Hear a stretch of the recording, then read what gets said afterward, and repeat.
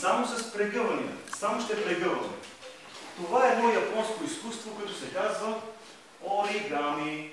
Ние с вас сме правили до сега слоничка, корабче, лодка, чашка и много други такива работи. Сега, тази птичка, деца, най-накрая вижте какво прави.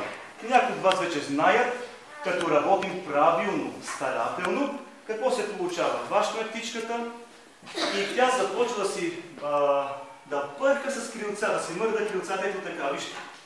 Ето, колко си мърда крилцата, нали така? Това е магия. Да, има малка такава магия. Сега, дечица, започваме да правим тази летяща птичка. Само да покажем какво трябва да... Ето, вижте накрая деца какво се получава, нали? Хващам птичката и тя, хоп, си мърда крилцата. Сега, това нещо ние знаем с вас, че оригамито започваме деца от... Започваме дечица... Японско изкуство, ние сме говорили за това и пак ще продължаваме да говорим. Започваме деца от квадрат. С вас сме излязли квадрат.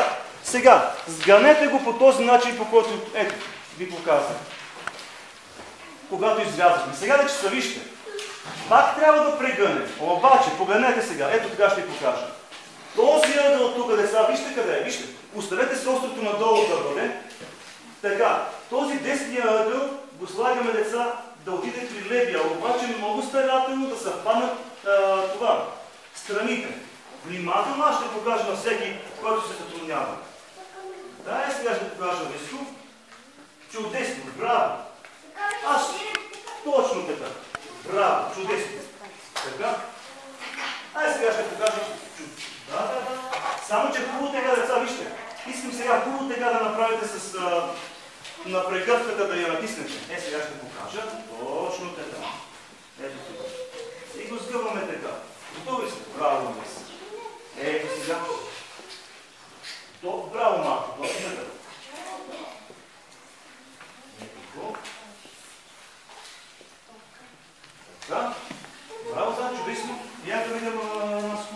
И на всяко един си ще покажа. Не се притеснявате. Ето. Трябва да работим старателно. Браво, Юлия. Добре. Ясно, деца. Кой това сте справили? Боги. Чудесно. На кой има трудничко?